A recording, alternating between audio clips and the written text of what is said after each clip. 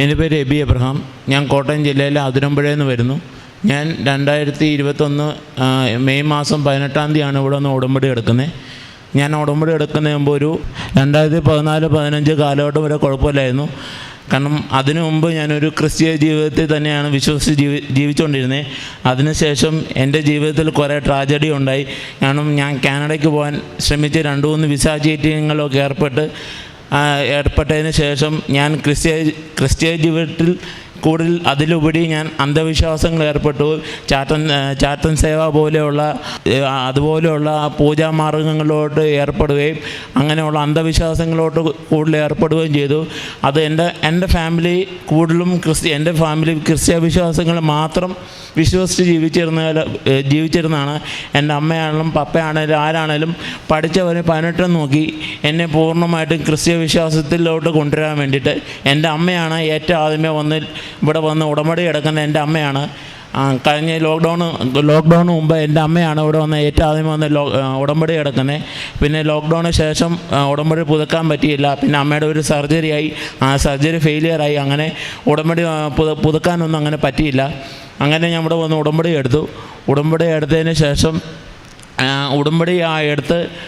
അങ്ങനെ ഉടമ്പടി നേരത്തെ വസ്തുക്കൾ കയ്യിൽ കിട്ടി ആ നിമിഷം മാതാവ് എൻ്റെ മനസ്സിൽ തോന്നിച്ചു, ഇനിയും വേറെ ഒരു വിശ്വാസം എനിക്ക് വേണ്ട, കർത്താവാണ് ഏറ്റവും വലുത്, കർത്താവിനേക്കാളും വലുത് വേറെ ഒന്നുമില്ലാന്ന് മാതാവ് എൻ്റെ മനസ്സിൽ തോന്നിച്ചു. കാരണം ഞാൻ ഉടമ്പടി എടുത്തു. എൻ്റെ ചേച്ചി ഖത്തറിലാണ് സെറ്റിൽ. എൻ്റെ ചേച്ചിയുടെ അടുത്തേക്ക് അമ്മ 1.5 വർഷമായിട്ട് പോകാനായിട്ട് ട്രൈ ചെയ്തിരിക്കുകയായിരുന്നു. ഞാൻ ദൈവീയ വിശ്വാസത്തിലോട്ട് വന്നേ പിന്നെ എൻ്റെ അമ്മയ്ക്ക് ഖത്തറിലോട്ട് പോകാൻ പറ്റുകയും അമ്മ ചെന്ന് എൻ്റെ ചേച്ചിക്ക് ഒരു കുഞ്ഞുമുണ്ട്, 8 മാസം പ്രായമായ ഒരു കുഞ്ഞുണ്ട്. അങ്ങനെ അമ്മ കുഞ്ഞിൻ്റെ അടുത്ത് എത്തിയിട്ട് ഒരു 10-15 ദിവസം കഴിയുമ്പം കുഞ്ഞിങ്ങനെ നോർമലായിട്ട് കിടക്കുമ്പം പെട്ടെന്നൊരു നെറ്റി വിറയലും പിന്നെ പിന്നെ കുറേ നേരത്തേക്കിന് കുഞ്ഞ് ഭയങ്കര കാറച്ചയും വിളച്ചയാണ്. അങ്ങനെ അമ്മയ്ക്ക് ഒരു ട്രബിൾ തോന്നി. അമ്മ പറഞ്ഞു, അങ്ങനെ ചേച്ചി ഒരു നേഴ്സും കൂടെയാണ്. അമ്മ ചേച്ചിയോട് പറഞ്ഞു, കുഞ്ഞിന് എന്തോ പ്രശ്നമുണ്ട്, നമുക്ക് കുഞ്ഞിനെ ഹോസ്പിറ്റലിൽ കാണിക്കാമെന്ന് പറഞ്ഞു. ചേച്ചി പിന്നെ കുഴപ്പമില്ല, അവൾ എന്തോ കണ്ടു പേടിക്കുന്നതാണ്, അല്ലെ അങ്ങനെ എന്തെങ്കിലും. ചേച്ചിയും ചേട്ടനും എന്ത് ചെയ്താൽ സമ്മതിക്കില്ല.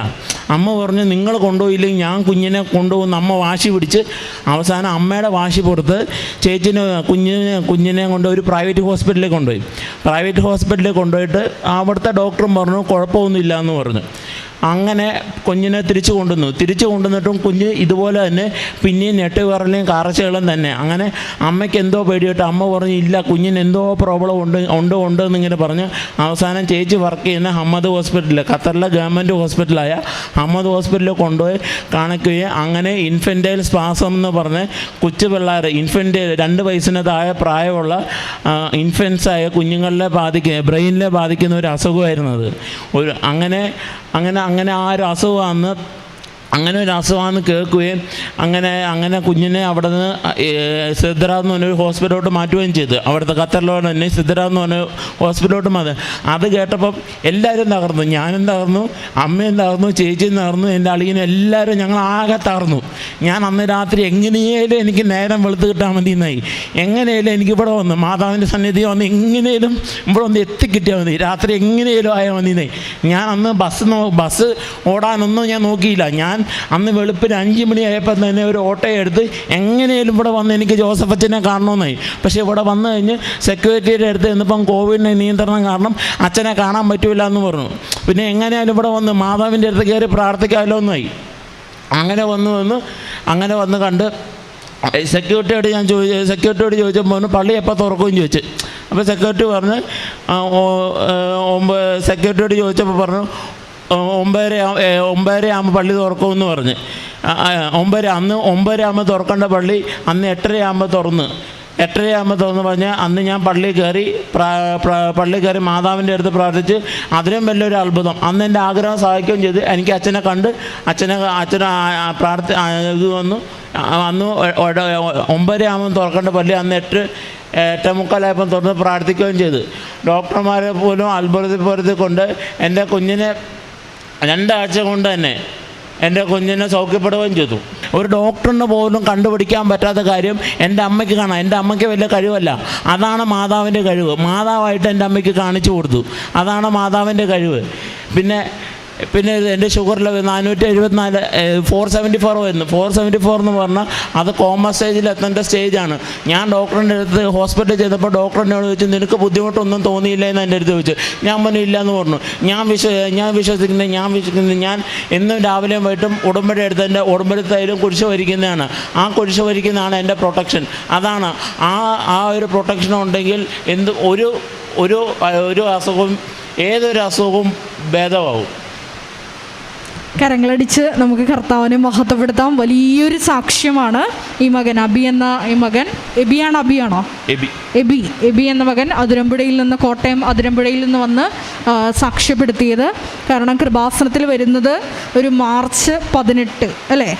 മാർച്ച് 18, അതായത് ലോക്ക്ഡൗൺ ശേഷം അല്ലേ, ഈ തുടങ്ങിയ സമയത്ത് അന്നാണ് കൃപാസനത്തിൽ വന്ന് ഉടമ്പടി എടുക്കുന്നത് അല്ലേ?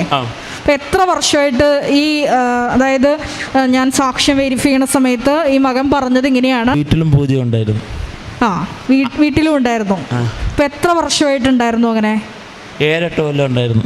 7-8 കൊല്ലമായിട്ട് അങ്ങനെ ഒരു തിന്മയിൽ അടിപ്പെട്ടിരുന്നു. അപ്പോൾ കൃപാസനത്തിൽ വന്ന് ഉടമ്പടി എടുത്തത് മാർച്ച് 18 അല്ലേ?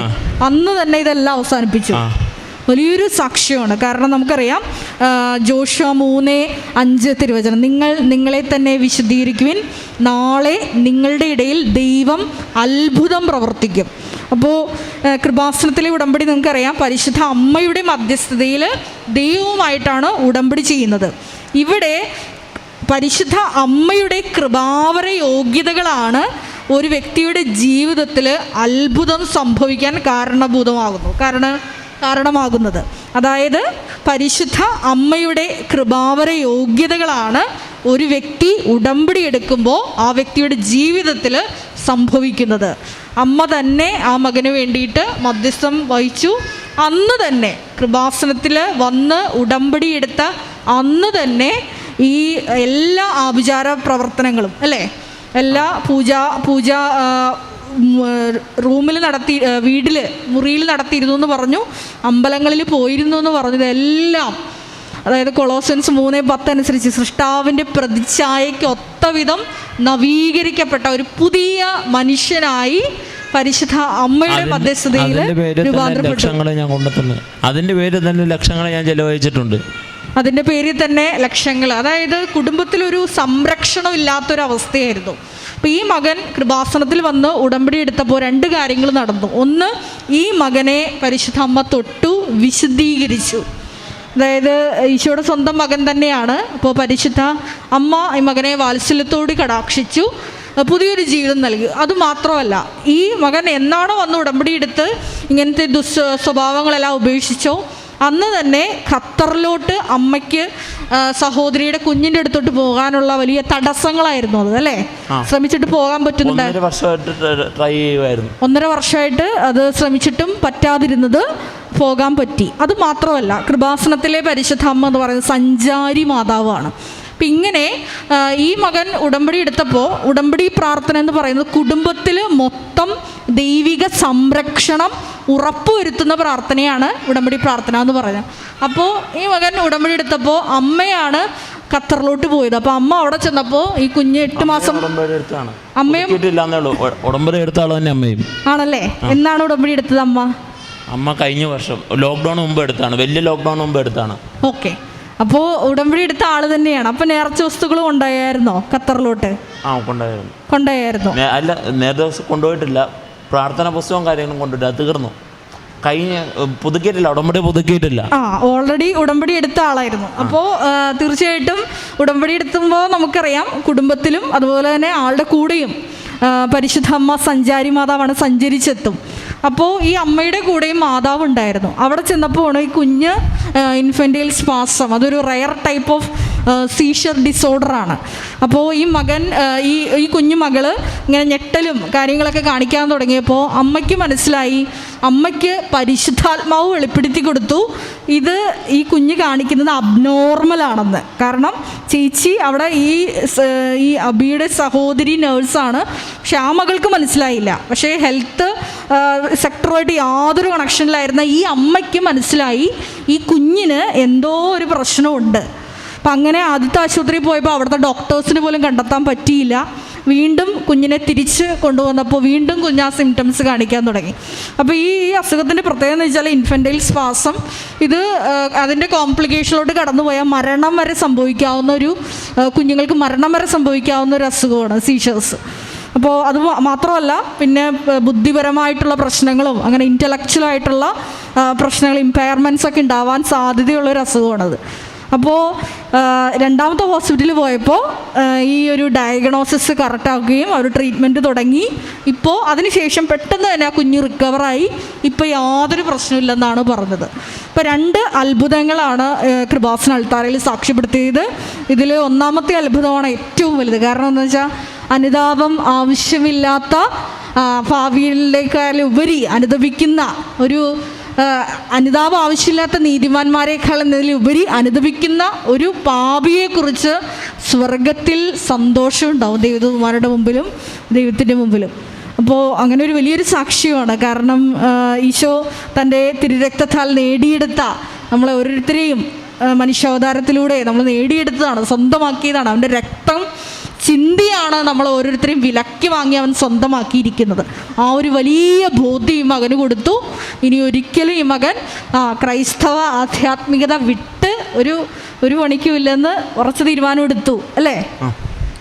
എന്ത് പ്രശ്നം വന്നാലും പരിശുദ്ധ അമ്മയിൽ മുറുകെ പിടിക്കാനുള്ള വലിയൊരു ആധ്യാത്മിക ബോധ്യം ഈ മകന് ലഭിച്ചു. ഈ കിട്ടിയ അനുഗ്രഹങ്ങൾക്കെല്ലാം നന്ദി പറഞ്ഞുകൊണ്ട് ഇനിയും ഉടമ്പടിയിൽ പല വിഷയങ്ങൾ നടക്കാനുണ്ടെന്ന് പറഞ്ഞു. അതെല്ലാ തടസ്സങ്ങളും മാറിപ്പോകുന്നതിനും എനിക്ക് എൻ്റെ വാവയെ തിരിച്ചു തന്നു. അതിൻ്റെ അപ്പുറം എനിക്ക് വേറെ ഒന്നുമില്ല. കാരണം ഇന്ന് ഞാൻ ഈ ലോകത്ത് അവളെക്കാളും അവളത്ര എനിക്ക് വേറെ ഒന്നുമില്ല. അതെനിക്ക് തിരിച്ചു തന്നു. അപ്പോൾ ഞാൻ ഒരിക്കലും ഇനിയും മാതാവിനെ ഞാൻ കൈവിടൂല.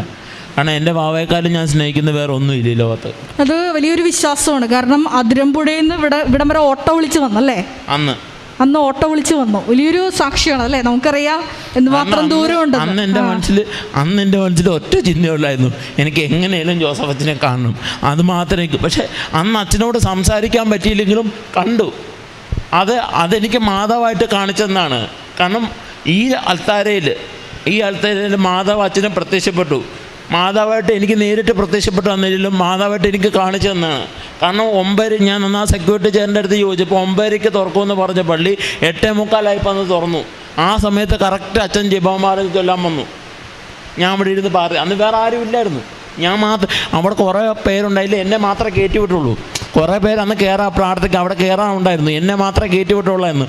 അതാണ് മാതാവിൻ്റെ പ്രവൃത്തി എന്ന് പറയുന്നത്. പരിശുദ്ധ അമ്മ തന്നെയാണ് ആ കുഞ്ഞിനെ സ്പർശിച്ച് സുഖപ്പെടുത്തിയത്. യാതൊരു പ്രശ്നമില്ലാതെ കുഞ്ഞു മകളല്ലേ, മകള് ആരോഗ്യവതിയായിട്ടിരിക്കുന്നു. വലിയൊരു സാക്ഷ്യമാണ്. ഈ കിട്ടിയ അനുഗ്രഹത്തിനും ഈ കുടുംബത്തിന് ഇനി വലിയ വലിയ അത്ഭുതങ്ങൾ ഇനിയും മാതാവ് ചെയ്യാനിരിക്കുന്നുണ്ട്. എല്ലാത്തിനും നന്ദി പറഞ്ഞുകൊണ്ട് നമുക്ക് ദൈവത്തെ സ്തുതിക്കാം. Hallelujah, hallelujah, hallelujah, hallelujah, hallelujah. യേശുവേ നന്ദി, യേശുവേ സ്തോത്രം, യേശുവേ ആരാധന. അത്യപൂർവ ദൈവാനുഭവങ്ങൾ ഇനി നിങ്ങൾക്കും സ്വന്തം. ഈ യൂട്യൂബ് ചാനൽ ഇതുവരെ സബ്സ്ക്രൈബ് ചെയ്തിട്ടില്ലെങ്കിൽ ഇപ്പോൾ തന്നെ സബ്സ്ക്രൈബ് ചെയ്യുക. ഈ വീഡിയോ ഇപ്പോൾ തന്നെ നിങ്ങളുടെ സുഹൃത്തുക്കൾക്ക് ഷെയർ ചെയ്തുകൊണ്ട് കർത്താവിൻ്റെ പ്രേക്ഷിതരാകുക.